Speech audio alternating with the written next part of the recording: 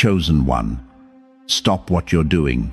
Not tomorrow, not after this. Right now, stop. Because I need you to understand something before I say another word. The fact that you are watching this screen at this exact hour, on this exact night, that is not an accident. God doesn't do accidents. You didn't stumble here. You were sent here. March 14th, March 15th, March 16th. Write those dates down. Put them somewhere you won't lose them. Because before this message is over, I'm going to show you why those 3 days are not just squares on a calendar. They are a spiritual dividing line. And which side of that line you stand on will determine everything that happens next in your life. Now, I want to ask you something, and I need you to answer it honestly, not out loud, but in that quiet place inside your chest where only God hears. How long have you been waiting? How many mornings have you woken up and the answer still hadn't come? How many doors have you watched close, slowly, quietly, like they were never meant for you? You've been faithful. Lord knows you've been faithful. You prayed when your knees ached. You believed when believing felt foolish. You held on when every natural instinct screamed, "Let go." And yet here you are exhausted, not from giving up, but from holding on. That's the specific kind of tired I'm talking about tonight. The kind sleep doesn't fix. The kind that lives in your soul like a stone you can't put down. Some of you have mistaken that exhaustion for abandonment. You've started to wonder quietly, in the dark, in the hours when you don't say it out loud, does heaven still see me? I'm here to tell you, yes, it does. And it sent this message to find you first. Here's what I'm going to show you before this is over. Why these 3 days carry weight that no other days this year carry. What spirit is working right now to make sure you miss them, distracted, asleep, unaware. And the one response, the one posture that unlocks peace, clarity, and holy movement in your life. Before this message ends, I'm going to show you the one mistake most chosen people make right before God opens the next door. Stay with me, because day one is not what most people think. Think about a train station at midnight. The platform is there, the track is there, there are people present but not prepared, and the train doesn't wait. Right now, there is a door in your life already unlocked, already open. But your hand is trembling on the knob. These 3 days are not here to scare you. They are here to expose whether you are drifting or discerning. If you feel in your spirit that this message is for you, type right now, "I will not miss my moment." Stay to the end, because this word is building in layers, and the final layer is the warning most people never hear in time. Let me ask you something that might shake the ground beneath your faith right now. What if the reason your prayers have felt unanswered, the reason doors have stayed shut, the reason your life has felt suspended like a clock that stopped isn't because God forgot you? What if it's because God is precise? There is a difference between a God who is absent and a God who is exact. And the Bible doesn't give us a God who operates randomly. It gives us a God who moves through appointed times, kairos moments, windows of heaven deliberately set, deliberately sealed, and deliberately opened when the fullness of time arrives. Ecclesiastes 3:1 says it plainly. To everything there is a season and a time to every purpose under heaven. Not sometimes, not occasionally, everything, every promise, every breakthrough, every door, every answered prayer, they all have a season already assigned. So the question is not whether God is moving. The question is, do you understand when? Think about Esther, a young Jewish woman in a foreign palace, sitting on a throne she didn't ask for, in a crisis she didn't create. And at the most terrifying moment of her people's history, Mordecai looked her in the eye and asked the question that still echoes through eternity. Who knows but that you have come to your royal position for such a time as this? Not someday, not eventually, this time, this moment, this window. Esther didn't have a week to decide. She had days, and the entire destiny of a nation compressed itself into that narrow, terrifying, irreversible window. Does that sound familiar to you? Think about Jonah. 3 days in the belly of the whale, 3 days of darkness, of silence, of everything stripped away. And on the third day, surrender, obedience, release. And a city of 120,000 people was spared. 3 days, not 30, not 3 years, 3 days. And then there is the greatest 3-day pattern in all of human history. Friday's cross, Saturday's silence, Sunday's empty tomb. Jesus didn't rise on day 7, he rose on day 3. Because God doesn't move on our comfort schedule, he moves on his appointed schedule. The third day is the day everything turns. And beloved, right now, you are standing at 3 days. March 14th, March 15th, March 16th. Now listen to me carefully, because this is where most people misunderstand and miss the moment entirely. The power is not in the calendar. The calendar is not magic. These dates are not lucky numbers. I am not asking you to believe in superstition. I am asking you to believe in a God who uses patterns, tides, seasons, Sabbaths, Passovers, appointed feasts, to create windows of accelerated alignment for people who are awake and positioned when the window opens. A fisherman doesn't fight the tide. He reads it. He discerns it. He gets in the water at the right moment, not because he controls the ocean, but because he understands it well enough to work with it. You've been fighting the tide, haven't you? Pushing, striving, trying to force open doors, trying to manufacture breakthroughs on your timeline. And every time, exhaustion. Every time, resistance. Every time, another year passing without the thing God promised finally arriving. What if you've been fighting the very current that was meant to carry you? Many of you listening right now, you've lived long enough to know this truth in your bones. One phone call can change a year. One prayer prayed at the right moment can unlock what 5 years of effort couldn't. One surrender, one yes, one moment of radical obedience inside the right window, and an entire season turns. You know this. You've seen it. Maybe you've even lived it once, and you're desperate to live it again. That's not coincidence. That's Kairos. Here's what makes a field in late winter the most powerful picture I know. From the outside, it looks dead, brown, frozen, barren. Every sign says nothing is happening. But underground, the roots are setting. The soil is shifting. The seeds are cracking open in the dark. And what looks like death from above is actually the final preparation before an explosion of life. That is exactly what God has been doing in your life during this long, quiet, exhausting season. You thought nothing was growing. Heaven was setting the roots. Take a breath right now, take it slowly, and tell yourself the truth your soul has been starving to hear. God is not late. God is precise. Type it right now in the comments. God's timing is still working for me. Because here is the line that will define everything you hear next. The chosen are not people who control timing. They are people who know how to respond when timing arrives. And this is where it gets serious. Because here is what makes March 14th, 15th, and 16th different from every other day. Each day carries a different spiritual demand.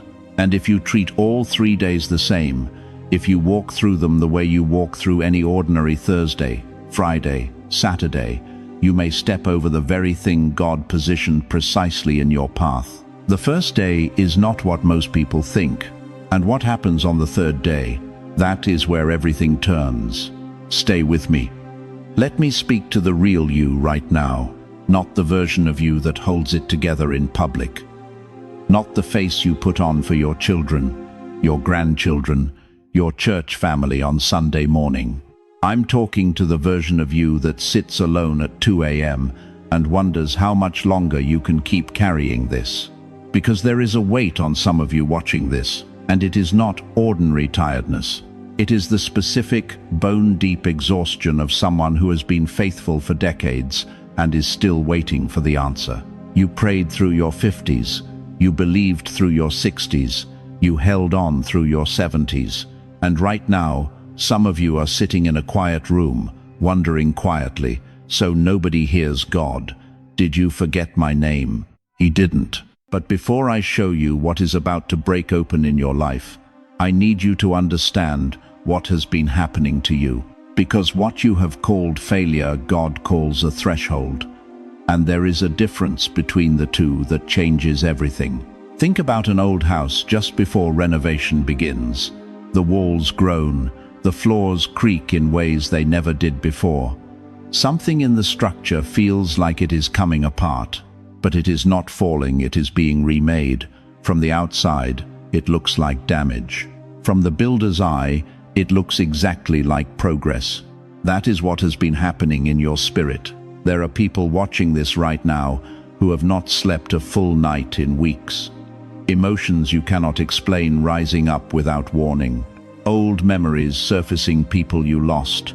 Promises that never came, years that slipped through your hands like water. A restlessness in your chest that you cannot name and cannot shake. You thought something was wrong with you. I am telling you, that is not malfunction, that is movement.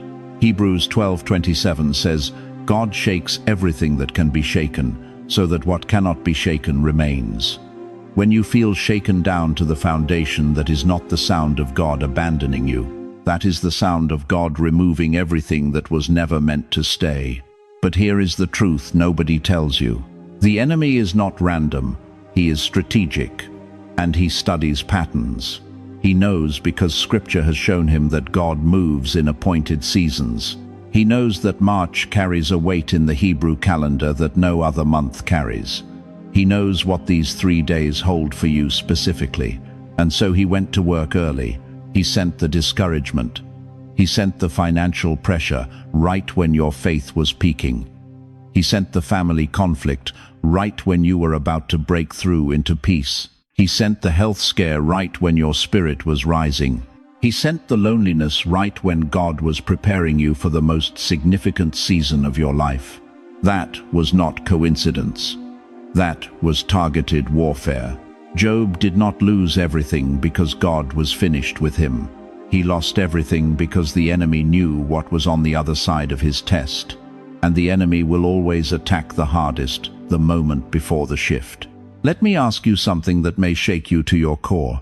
What if every door that closed in your face was not rejection but redirection? What if every prayer that seemed to go unanswered was not ignored but held? What if what you called God's silence was actually God's strategy? Romans 8:28 does not say God works things out for the comfortable. It says he works all things together for good, for those who are called according to his purpose. All things, the betrayal, the diagnosis, the years of longing, the doors that shut without explanation, all of it woven together with divine intention. You did not walk through all of that for nothing.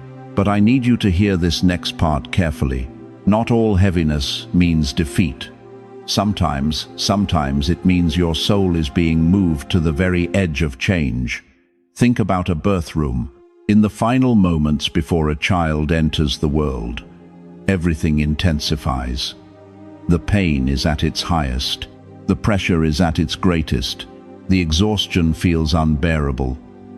And then the first cry.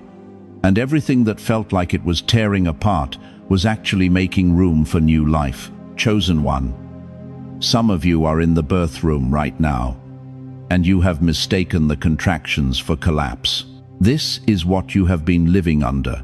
Years of delay that carved patience into your character. Silent warfare that sharpened discernment in your spirit. Pressure that compressed ordinary faith into something the world has no name for. And you are still here, still watching, still believing. Do you understand what that says about you? It says you were built for this moment. If you have been carrying silent battles, type right now, God sees my weary heart. Do not click away here, because what I am about to reveal in the next section is why this moment These 3 specific days matter more than anything else you have heard tonight. There are 3 specific traps the enemy uses in threshold seasons, and one of them is already at work in your life right now. In the next section, we are going to expose them one by one. What you called exhaustion may actually be the strain of standing on holy ground while still wearing yesterday's burden. And the moment you put that burden down, everything changes. You're still here. Good. Because what I'm about to tell you, this is the part the enemy does not want you to hear. You've been warned about the 3 days. You've felt the stirring. Something in your spirit said this is real. But right now, between that stirring and your breakthrough, there are 3 traps already set, already waiting, already working against you. And beloved, most chosen people never see them coming. Let's name them. Because the moment you name a trap, it loses its power over you. Trap number 1, unworthiness. It sounds like this, and tell me if you've heard this voice before. I've failed too much. I've waited too long. Maybe this word is for someone younger, someone stronger, someone who didn't make the mistakes I made. That voice is not conviction. That is a lie wearing the costume of humility. Let me take you straight to the word. Romans 11:29 declares, "The gifts and the calling of God are irrevocable." Irrevocable, not conditional on your record, not suspended until you clean yourself up. God doesn't revoke what he ordained. Think about Peter, the man who looked Jesus in the face and said, "I don't know him," 3 times, in public. And yet, after the resurrection, the angel at the empty tomb didn't say, "Tell the disciples." He said, "Tell his disciples and Peter." God specifically called the man who failed by name. Your failure did not remove your name from the list. The enemy knows that if you step into these 3 days carrying shame, you will be physically present but spiritually absent. He doesn't need to destroy you. He just needs you distracted by yesterday when God is moving in tomorrow. A prisoner can stand before an open gate and still not walk out, not because the gate is locked, but because the wounds convinced him he doesn't deserve freedom. That prisoner is not your testimony. That is your temptation. Chosen one, the covenant God made over your life was signed in the blood of Jesus, not in the ink of your performance. You are worthy because he said so. That settles it. Trap number 2, spiritual discouragement. This one is subtle. This one is quiet. And this one has taken out more seasoned believers than anything else. It sounds like this. I've heard messages before. I've felt this stirring before. I responded, I prayed, I believed, and nothing changed. What makes this time different? Let me ask you something hard. When did disappointment move into your spirit, and when did you stop asking it to leave? The enemy's favorite tool is not temptation. It is accumulated disappointment.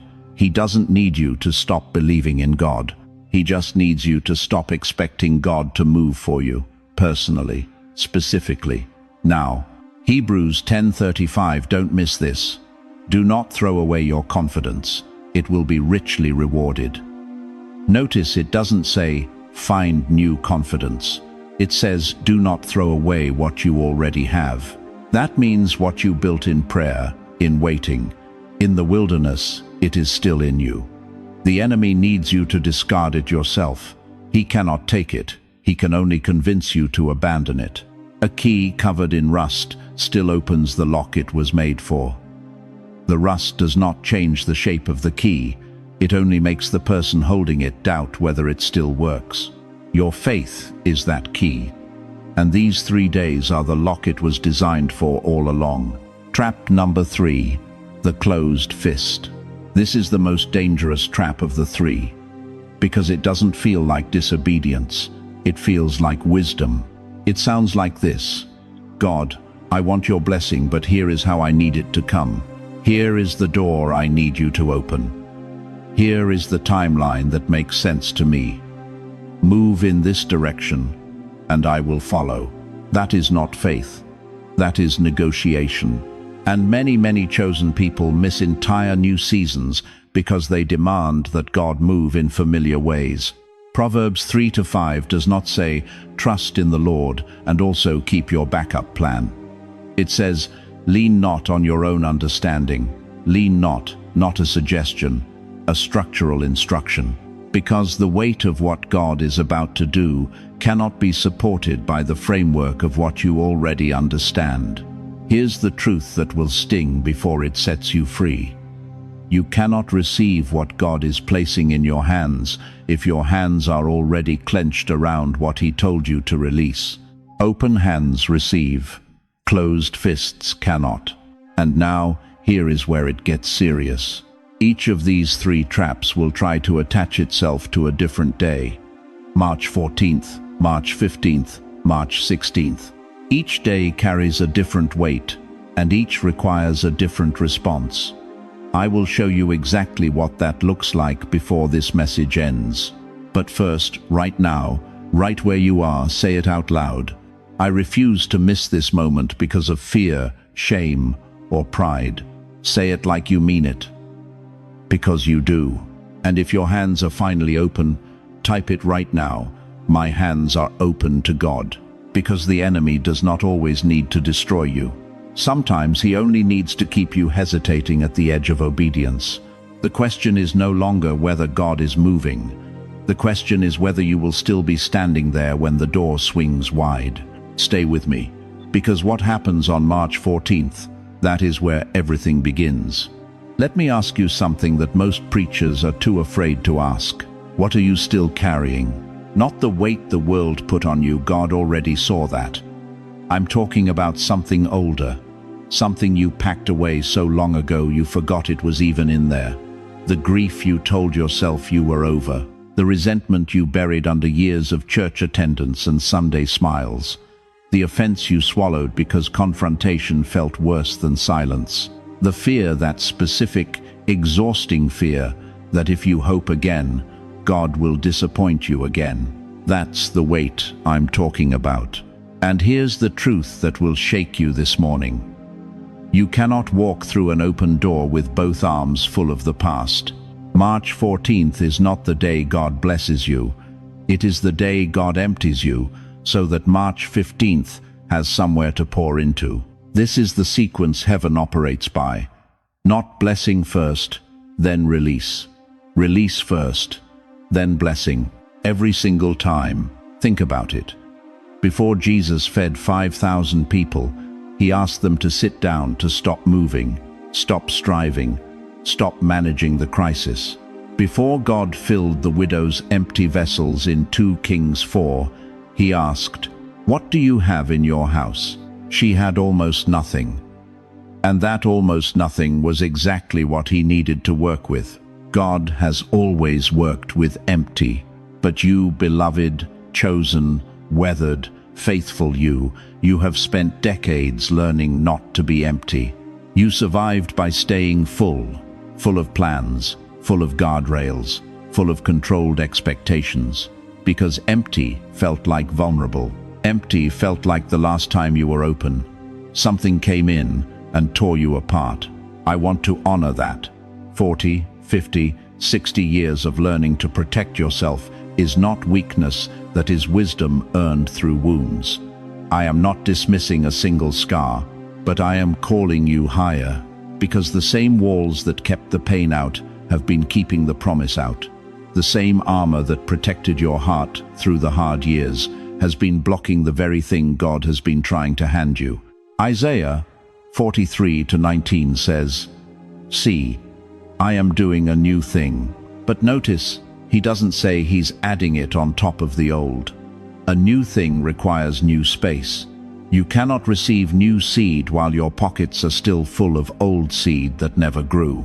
You have to empty the pocket first. This is what March 14th is. It is the day you clean the upper room before the guests arrive. It is the day the river finally pushes out the winter debris so the water can move again. It is not a day of loss. It is a day of preparation for everything God has been holding in reserve, waiting for you to create room. Now let me go somewhere specific. Because somebody watching this right now is carrying an offense that has aged into bitterness, and you don't even call it bitterness anymore. You call it discernment. You call it wisdom. You call it just knowing people better now.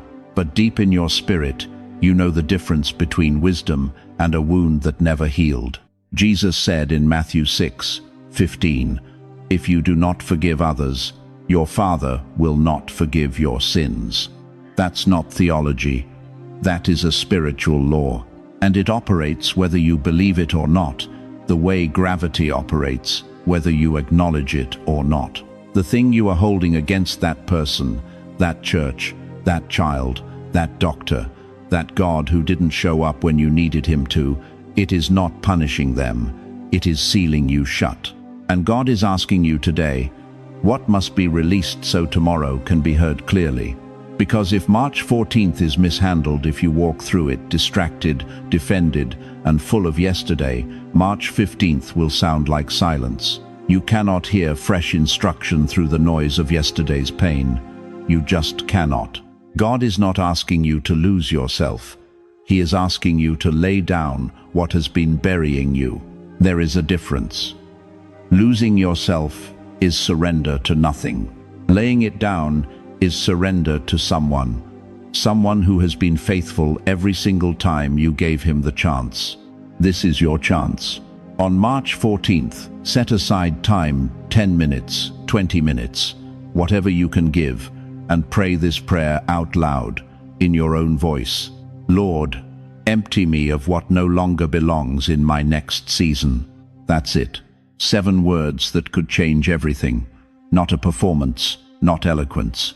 Just honest, open hands before the God who already knows what you're carrying and has been waiting for you to trust him with it.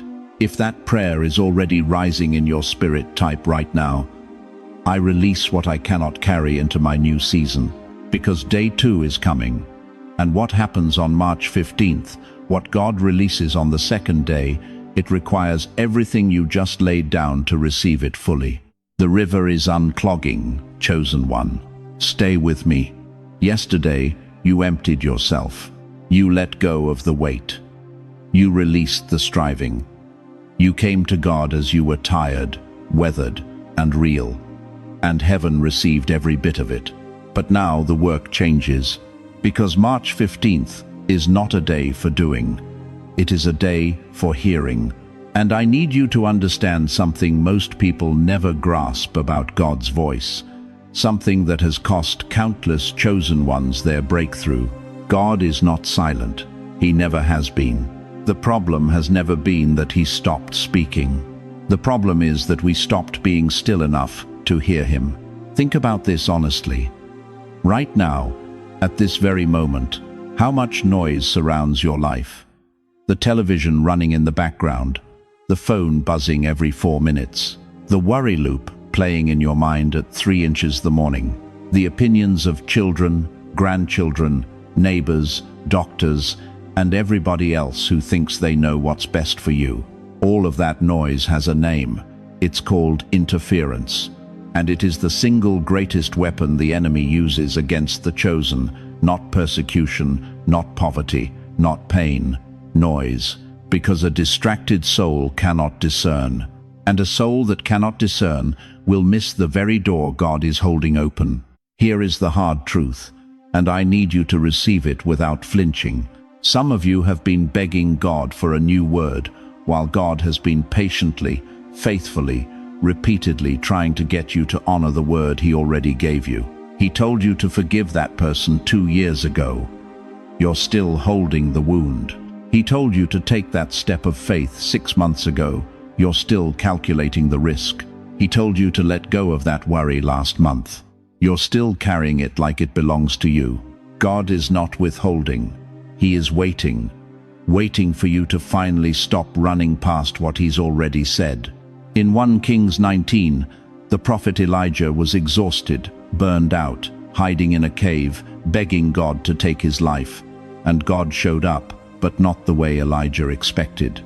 There was a great wind, there was an earthquake, there was fire. But the Bible says plainly, God was not in the wind. God was not in the earthquake. God was not in the fire. Then came a still, small voice, a whisper. That is still how he moves, chosen one. Not always with thunder, not always with a sign so obvious a child couldn't miss it. He moves in the repeated scripture that keeps finding you, in the conviction that refuses to leave, no matter how many times you try to push it down, in the sudden, unexplainable peace that settles over a hard decision, the kind of peace that makes no logical sense, but sits in your chest like an anchor. That is God, speaking, right now. The question is, are you quiet enough to hear it? Psalm 46:10 doesn't say try harder. It doesn't say figure it out. It says, be still and know that I am God. Be still. 2 words. The most countercultural instruction in all of Scripture. In a world that rewards speed, volume, and constant movement, God says, stop. Wisdom is not speed, dear one. Wisdom is discernment, and discernment is built in the quiet. You have decades of life behind you. You have seen God move in ways that younger people haven't yet earned the faith to believe. Don't trade that depth for somebody else's urgency. Don't let the noise of this culture convince you that if God isn't shouting, he must not be speaking. He is speaking, right now, in the rhythm of your breathing, in the scripture that came to mind 3 times this week, in the burden that won't lift from your heart, no matter how busy you get.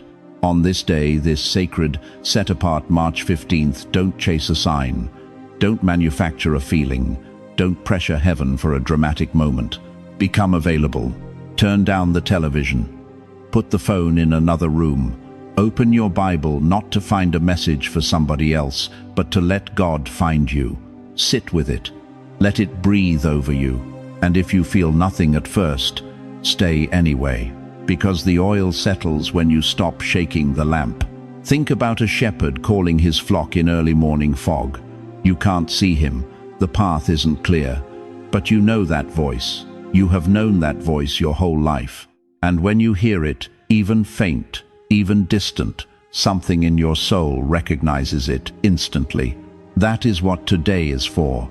Tuning yourself back to the frequency you were born to receive. If this message is speaking to your spirit right now, share it with someone who needs to hear God more clearly in this season. There is somebody in your life who is drowning in noise and doesn't know it. And on March 16th, what you heard in the quiet of today must become something you stand on publicly, something you declare, something you act on. But if you skip the listening, you will have nothing solid to declare. The third day demands a decision. And decisions built on nothing but emotion collapse under pressure. So today, protect the atmosphere around your soul. What you receive in the stillness of March 15th will be the foundation everything else stands on. 2 days ago, you surrendered. Yesterday, you listened. Today, March 16th, is the day you stand up. Not carefully, not timidly, not with one foot still planted in the doubt that has been whispering your name for years. Today, you stand with both feet planted on the promise of the God who does not lie, does not delay without purpose, and does not call you forward just to leave you at the edge. This is the day everything you received on March 14th and everything you heard in the stillness of March 15th becomes a declaration, a crossing, an act of holy authority. And I need you to understand something before we go one step further. There are people watching this right now who have been negotiating with fear for so long, they've forgotten what it feels like to simply obey. They've been saying, Lord, I'll step out when the timing is clearer, when my health improves, when my bank account looks different, when my family comes around, and heaven has been waiting, patient and ready, while fear sat in the driver's seat of their lives and took them nowhere. That stops today. The children of Israel stood at the edge of the Red Sea, with Pharaoh's army thundering behind them. They had nowhere to go. Every natural circumstance screamed, "It's over." And God said to Moses in Exodus 14:15, "Not wait, not pray harder," he said. "Tell the Israelites to move on. Move on. Step into the water before it parts.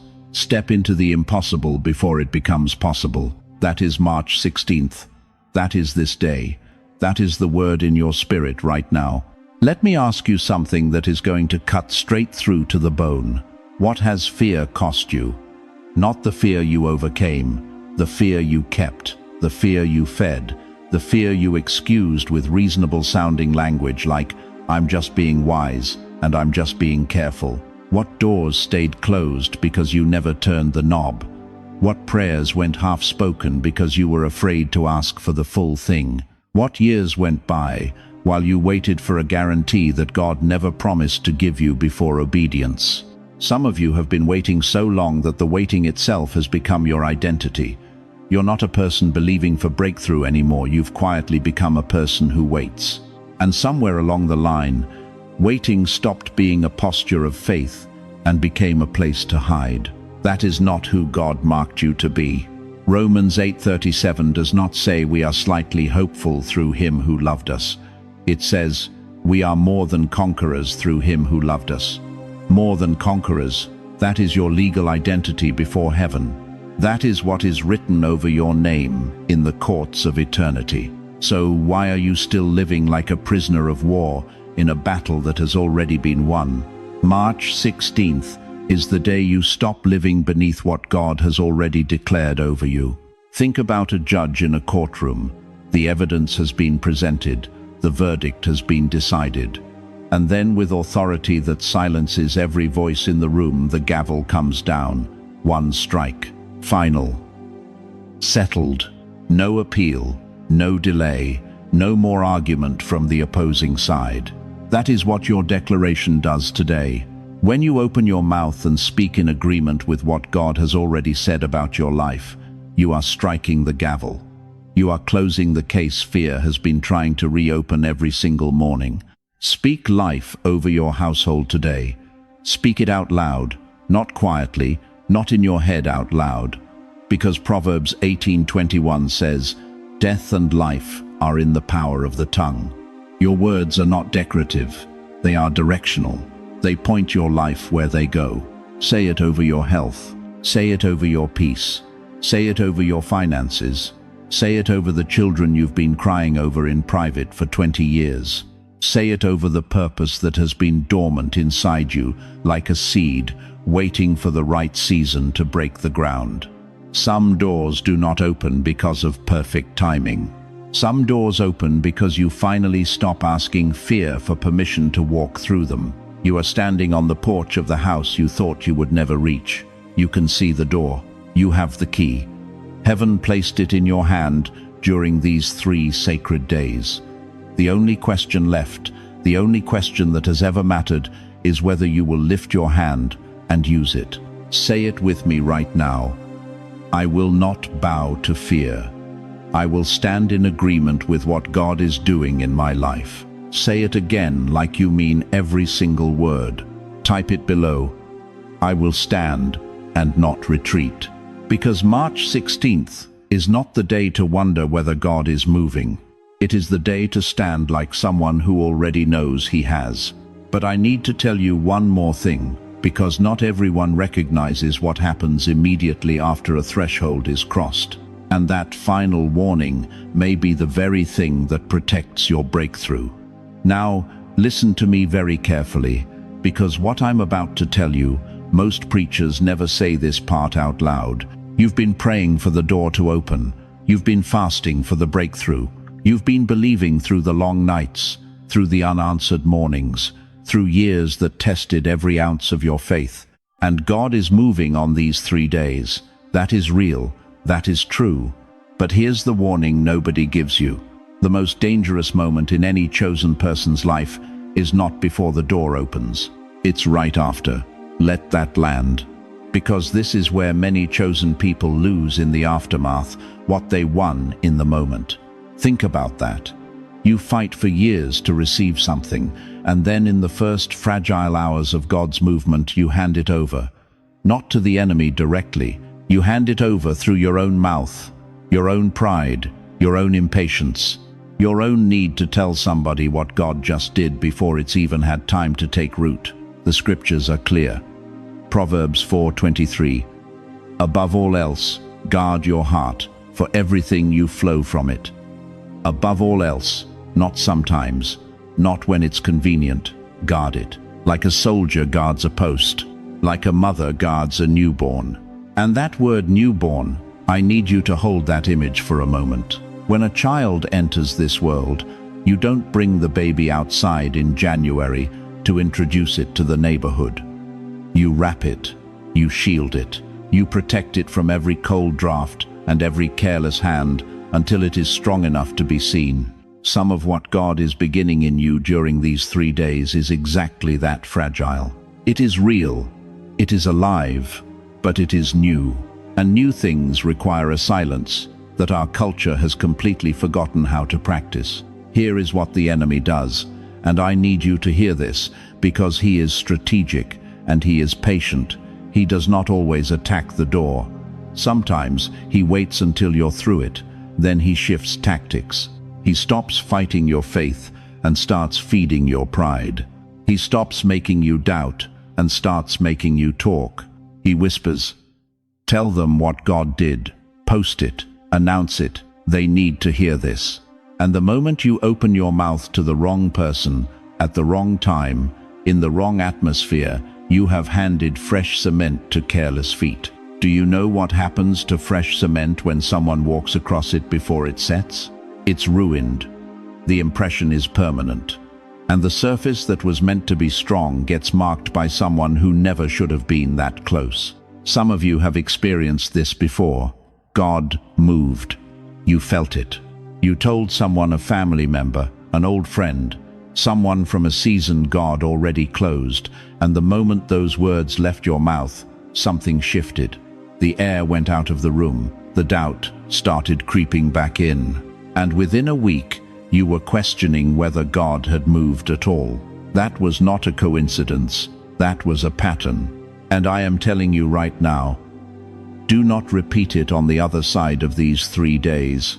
Here is the deeper truth. Sometimes the shift is already legal in the spirit before it is visible in the natural.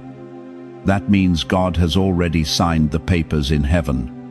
The decision has already been made in the courts above. But the manifestation requires time to travel from the invisible into the visible world. And if you measure these 3 days only by what you can see with your eyes, you will talk yourself out of the very thing God is doing. The seed is underground. You cannot see it, but it is alive. It is moving. And the worst thing you can do to a seed that is about to break through the soil is dig it up to check on it. Trust the silence.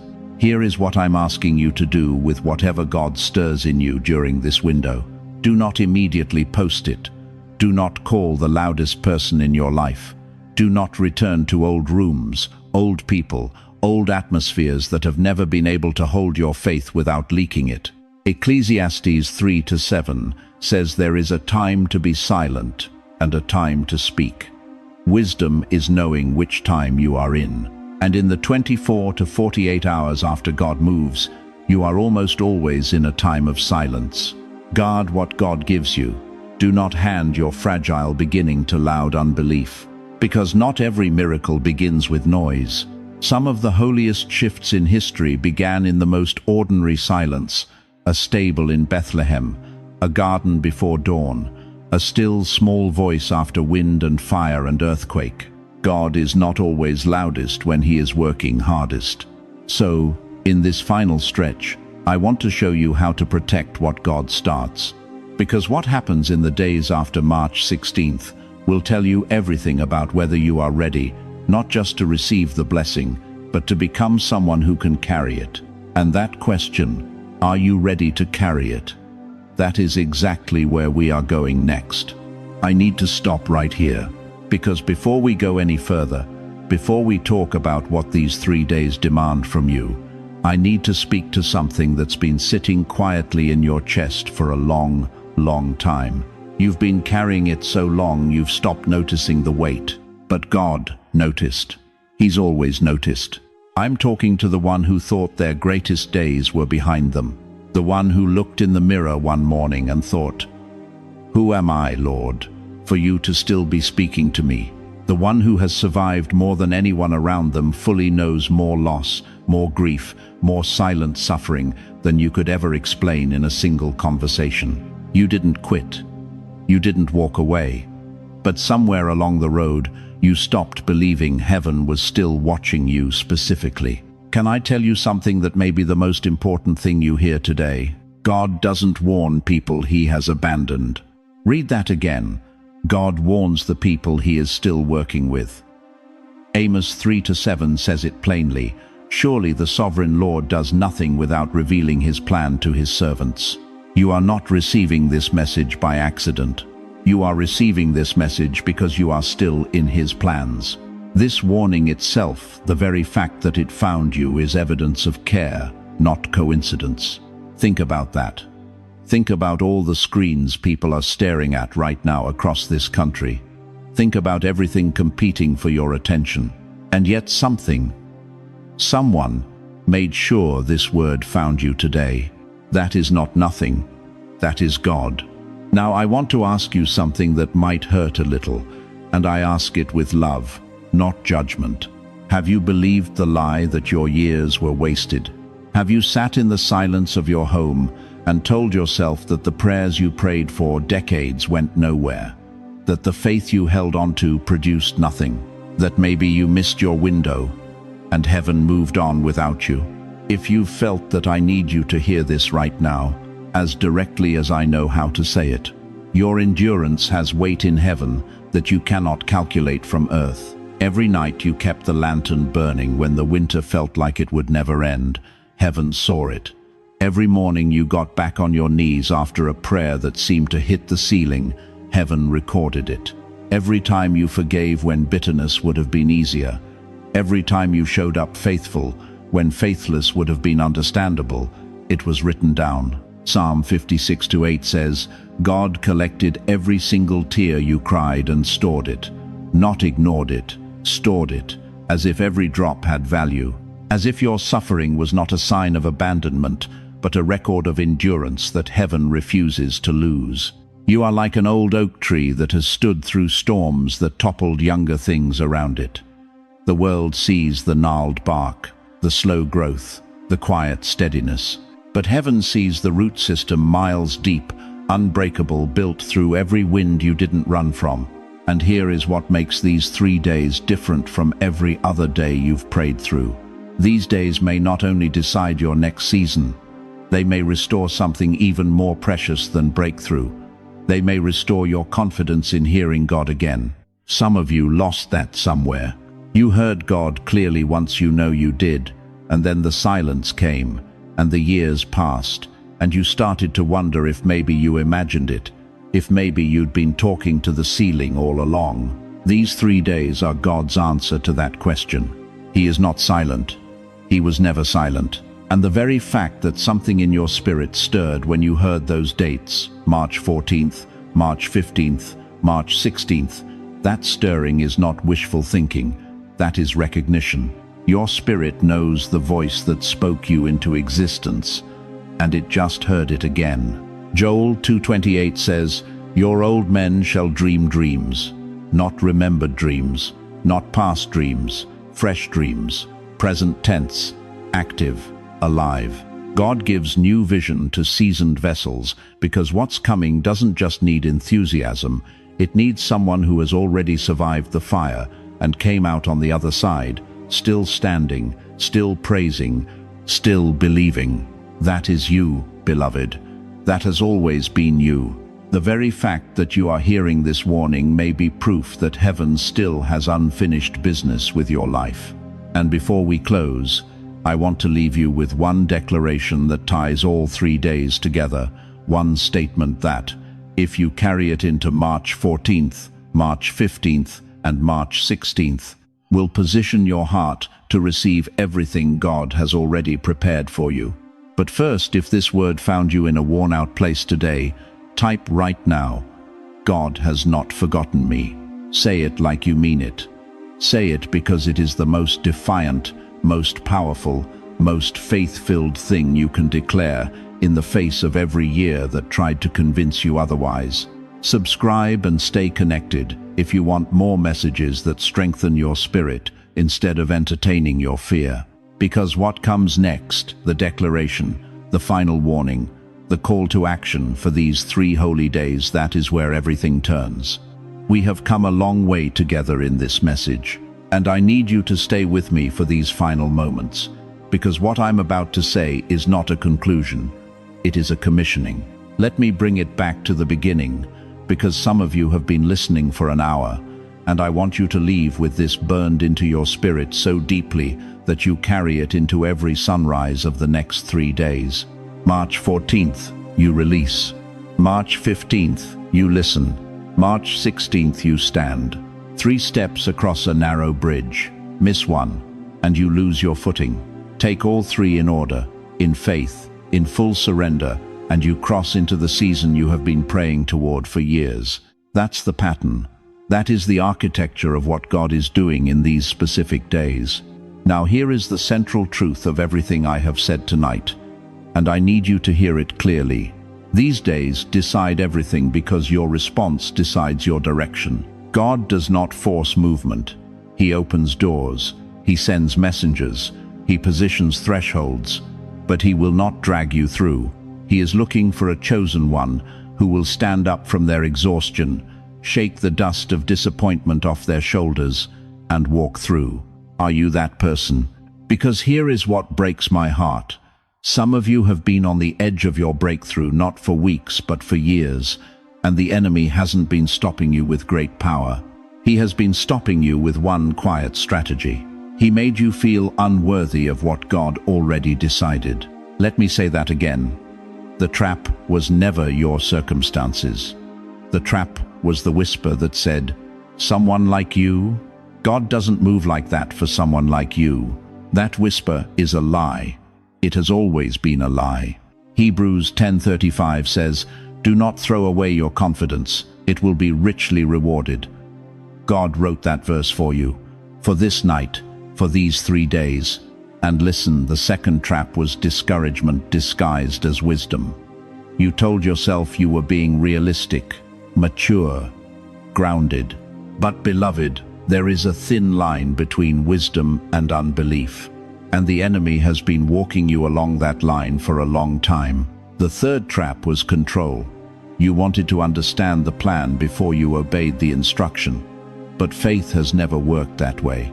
Abraham left without knowing where he was going. Hebrews 11:8, look it up.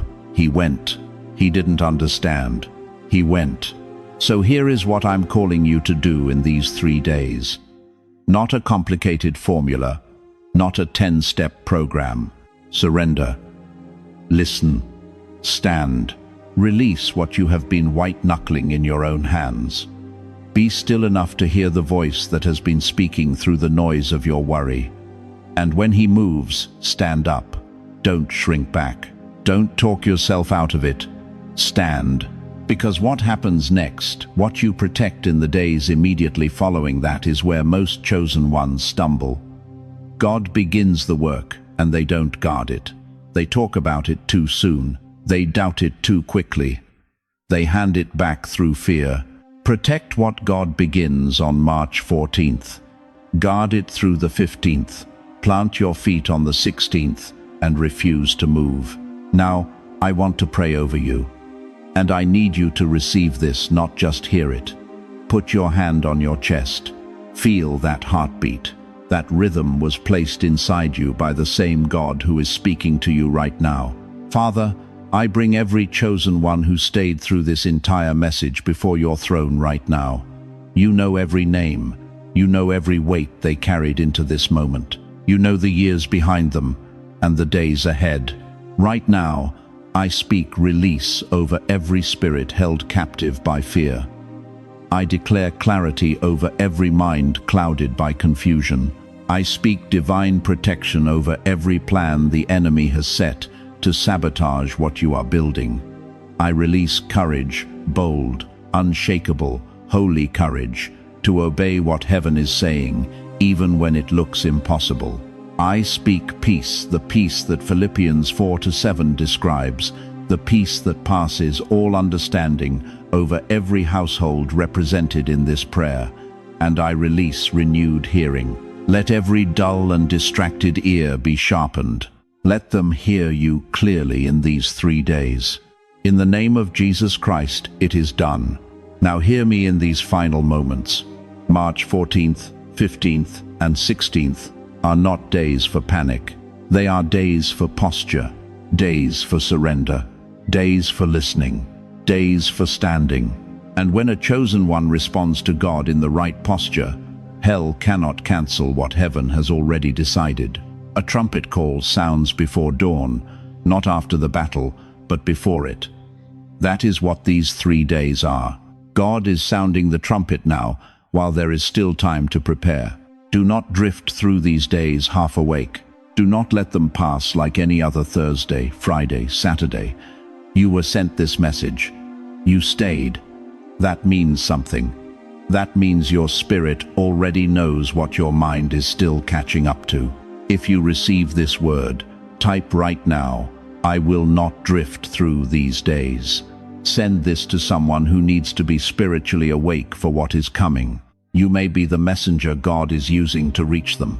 And if these messages prepare your spirit for the season ahead, subscribe, because this word is not finished. There is more coming, and you will want to be standing in the right posture when it arrives. Go now, chosen one. You are not dismissed. You are sent.